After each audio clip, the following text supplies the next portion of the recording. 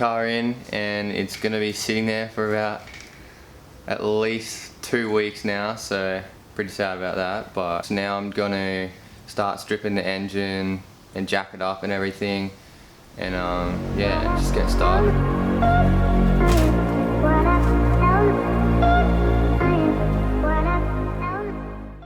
Alright, so I've taken the bumper off and the crash bar, and I've also taken out all the intake boots and the air intake hoses and everything, so it's pretty empty on that side now.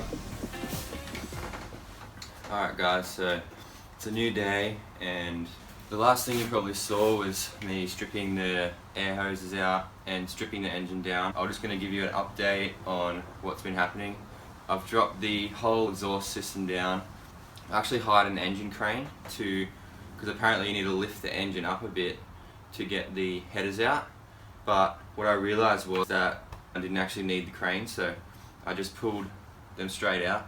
So they're out, and then I test fitted the new turbo manifold, but it actually doesn't fit properly, so I had to grind down a little bit of the mounting point just so it would fit in, but it still isn't enough, so I'm going to have to get a small, probably 10mm adapter plate made up, push the manifold out so that the mount can fit in the car and doesn't hit on the engine block.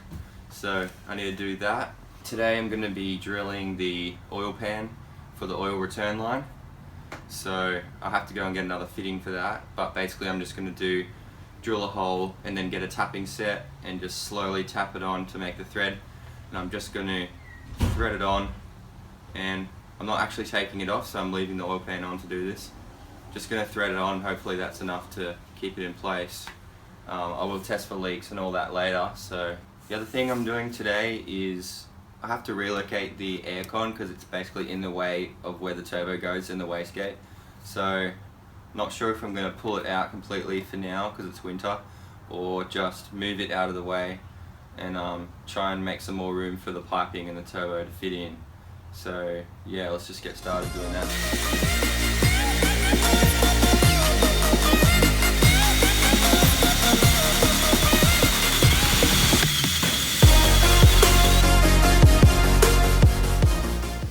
So I've finished tapping the sump for the oil return line.